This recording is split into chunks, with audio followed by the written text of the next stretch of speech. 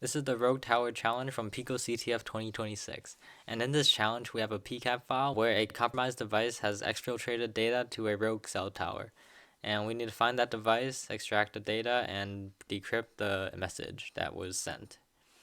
So let's get straight into it.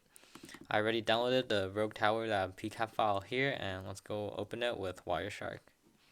So we can see that we have a bunch of packets here, not that many, only 24. And this challenge is kind of unsolvable without the hints, so it is what it is.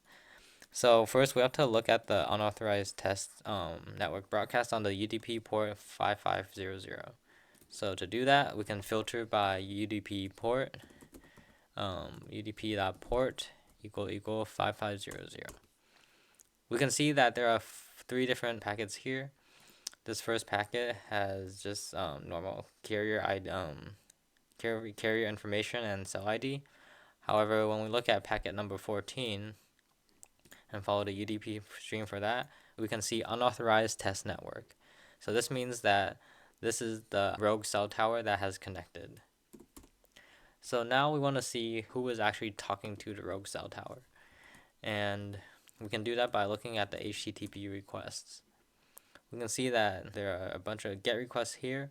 However, there are also a bunch of POST requests. So these POST requests means that this device that sent the GET request over here is talking to the rogue cell tower. So looking back at the challenge instructions, we need to find the device that connected to the rogue cell tower, and that is this device from 10.100.77.215.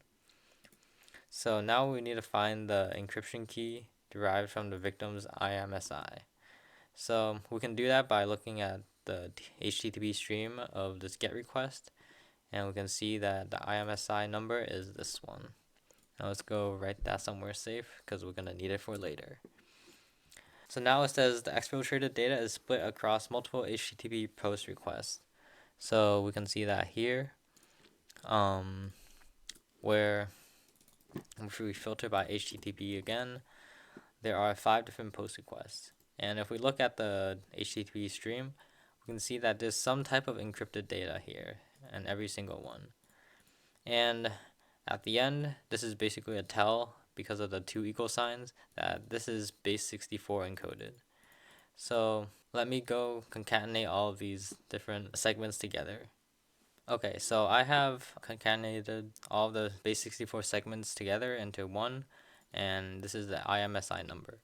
So first thing I wanted to do was just simply base 64 decode this string. So we can do echo this and then base 64-D.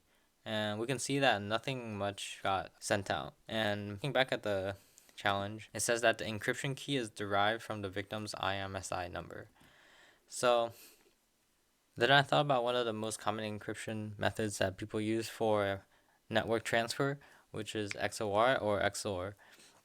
And I initially tried XORing this base 64 string with the IMSI number as a key, and I went to CyberChef to do this. So let me paste this, and we can convert it to from base 64 XOR.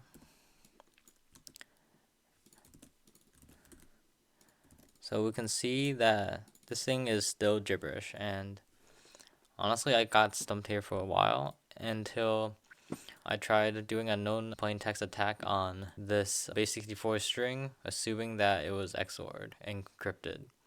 So I made this simple XOR key recovery script, which basically takes in the encrypted base 64 string.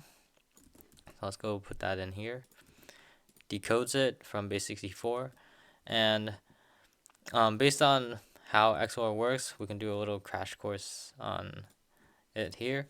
If the plaintext XOR the key, you get the ciphertext, which is what A XOR B equals C. However, since it's symmetric, if you have the ciphertext and the plaintext, you can XOR them together to get the key. In this case, we have the ciphertext, and assuming that this whole entire thing is the flag, we know the first few characters, which is picoCTF and a bracket. So now that we have the ciphertext and the plaintext, we can XOR each character together to get the key. So we can XOR P with the S, I with the F, and so on.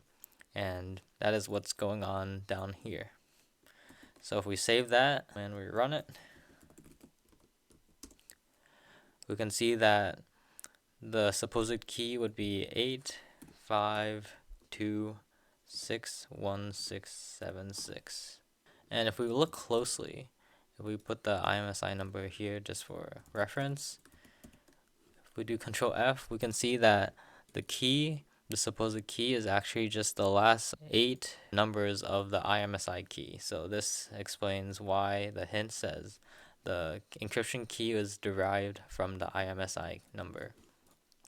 So now that we know the key here, we can go to CyberChef and we can go paste in the key, and we have got the flag. So let's go submit the flag here, and there we go. Thank you for watching. If you learned something new today from this video, please like and subscribe, and I hope you have a good day. See ya.